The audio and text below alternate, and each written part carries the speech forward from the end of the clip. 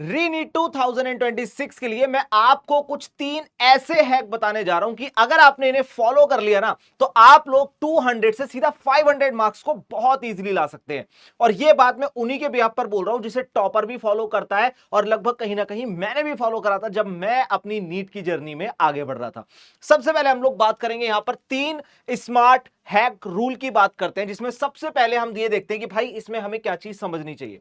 आपके पास जो मैं रूल बताने जा रहा हूं ये मैं कुछ आपको चमत्कार नहीं बता रहा हूं, एफर्ट तो आपको लगाने ही होंगे, लेकिन हाँ कुछ छोटी छोटी सी चीजें ऐसी होती हैं जैसे कि अगर ओवर थिंकिंग में आप लोग ज्यादा फंस गए तो उसकी वजह से क्या होगा, आपका टाइम बहुत ज्यादा वेस्ट हो जाता है। अब आप उस टाइम को किस तरीके से कंसाइज करके अपनी पढ़ाई में लगा सकते हैं जिसके बाद आपको आपकी पढ़ाई का आउटकम बहुत अच्छा मिलेगा। एक एक करके तीनों रूल के बारे में बात करते हैं।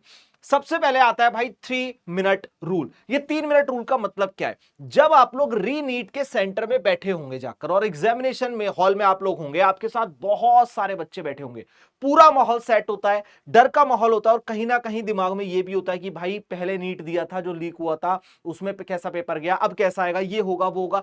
नहीं सोचना।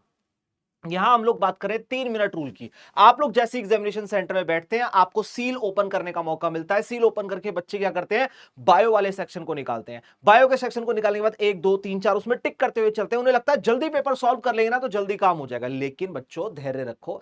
स्टार्टिंग के 3 मिनट आपको पेन उठाना ही नहीं है। ये वही है 3 मिनट रूल का मतलब है आपको don't touch the pen immediately, आपको पेन उठाना ही नहीं है। सबसे पहले पेपर को आराम से गो थ्रू करो, फिजिक्स देखो, केमिस्ट्री देखो, बायोलॉजी देखो, अच्छे से गो थ्रू करने के बाद उसमें यह चेकआउट करो कि क्या लगता है आपको कि पेपर टफ है या इजी है, और क्या उसके अंदर क्वेश्चंस मॉडरेट लेवल के हैं, थ्योरेटिकल ज्यादा है, कॉन्सेप्चुअल ज्यादा है, फॉर्मुला बेस्ड ज्यादा है। ये सारी चीजें आपको देखने के बाद पता चल जाएंगी विद इन 3 मिनट्स। बायो के अंदर आपको यह चेक करना है कि क्या डायरेक्ट क्वेश्चन दिए हुए हैं या फिर कहीं पे हमें पैराग्राफ दिया हुआ है उसके बिहाफ पर हमें क्वेश्चन के आंसर करने, ये सारी चीजें आपको चेकआउट करनी है बहुत जल्दी से। तो स्टार्टिंग का हैक कहता है 3 मिनट रूल, की आपको पेन नहीं उठाना है, आपको सीधा यहां पर जाकर के चेकआउट करना है कि भाई हमारी फिजिक्स केमिस्ट्री और बायोलॉजी का जो लेवल है वो कैसा है।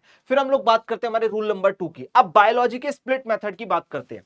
अब वो तो बात रही एग्जामिनेशन हॉल में बैठने के बाद, अब एग्जाम में जाने से पहले की मैं बात कर रहा हूं। नो डाउट कि आपके पास बहुत कम समय बचा हुआ है और जितना भी कम समय बचा हुआ है ना आपको वहां पर फोकस करना है।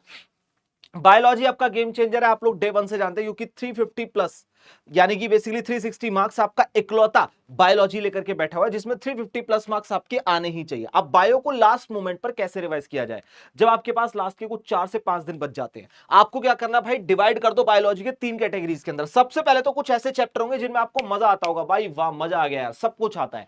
ऐसे चैप्टर जो आपके बहुत ज्यादा स्ट्रॉन्ग है उन्हें साइड में मत रखना, उनके लाइन टू लाइन एनसीईआरटी की बायो की डिटेल में आप लोग पढ़ेंगे, पहली चीज। दूसरा क्या करना है, जितने भी आपको लगता है मॉडरेट चैप्टर है जो आपको ना तो बहुत अच्छे से आते हैं लेकिन ना ही बहुत ज्यादा वीक चैप्टर है, उनमें फोकस करना है। जो भी आपके नोन एरियाज है, जो भी आपको टॉपिक उसमें सबसे ज्यादा आता हो उसके ऊपर आपको बात करनी है और वहां पर उसे अंडरलाइन करते हुए एनसीईआरटी को पढ़ना है। ऑलरेडी अंडरलाइन किया हुआ है तो उसे रिवाइज करना, सब कुछ गो थ्रू करना है बायो में। और अगर आपका कोई वीक चैप्टर है, आपको लगता है प्लांट किंगडम, एनिमल किंगडम, ये सारी चीजें होता है ना, काफी सारे बच्चों का वीक पोर्शन होता है, अगर आपको लगता है कि भाई ये वाले जो चैप्टर है मेरे बहुत ज्यादा वीक है और मैंने इन्हें बहुत ज्यादा बार नहीं पढ़ा है, तो उन सभी चैप्टर के इंपॉर्टेंट टॉपिक निकालकर उन्हें पढ़ जरूर लेना, लेकिन गो थ्रू करके आपको सब कुछ जाना होगा। यह है आपका रूल नंबर 2। फिर हम लोग बात करते हैं बच्चों सीक्रेट हैक 3 का मतलब क्या होता है। जो आपके पास लास्ट के 3 दिन बचे होंगे, 21 तारीख को आपका एग्जाम है, 20 19 18, यानी कि 18 19 20 ये 3 दिन जो हमारे होंगे, 18 जून 19 जून और 20 जून, इन 3 दिनों को आपको अपने दिमाग में सब कुछ भर लेना है। मैं बिल्कुल भी ये नहीं बोल रहा कि भाई सब कुछ साइड कर दो, नहीं, सब कुछ दिमाग में भर लेना है। ऐसे में आप क्या करेंगे, आपको लगता है बायो में कुछ इंपॉर्टेंट डेट्स हैं, साइंटिस्ट के नाम है, फिजिक्स में फॉर्मूला है, केमिस्ट्री में कोई हमारी ऑर्गेनिक केमिस्ट्री है, कुछ हमारे पास ट्रेंड्स है अलग अलग, उन्हें हमें याद करना है, कुछ सीक्वेंस याद करनी है, कुछ हमें फॉर्मूला शीट केमिस्ट्री की देखनी है, कुछ रिएक्शंस याद करनी है। सारी चीजें दिमाग में भर लेना सीक्वेंस के साथ। सब कुछ तो नहीं कर पाओगे लेकिन जो भी इंपॉर्टेंट डेटा आपने अब तक कलेक्ट किया होगा, 100% कलेक्ट किया होगा। जो भी समझदार बच्चा होता है वो कलेक्ट करता है कि भाई ये वाला मेरे लिए इंपॉर्टेंट डेटा है, ये इंपॉर्टेंट डेटा है। वो सभी डेटा आपके दिमाग में फीड अप हो जाना चाहिए। जब वो फीड अप हो जाएगा ना, उसके बाद आपका जो आउटकम निकल कर आएगा वो बहुत स्ट्रांग आएगा। और अगर आपने ये 3 हैक यहां पर फॉलो कर लिए तो मैं नो डाउट गारंटी के साथ बोलता हूं कि आप 200 से सीधा 500 प्लस मार्क्स तक चले जाएंगे।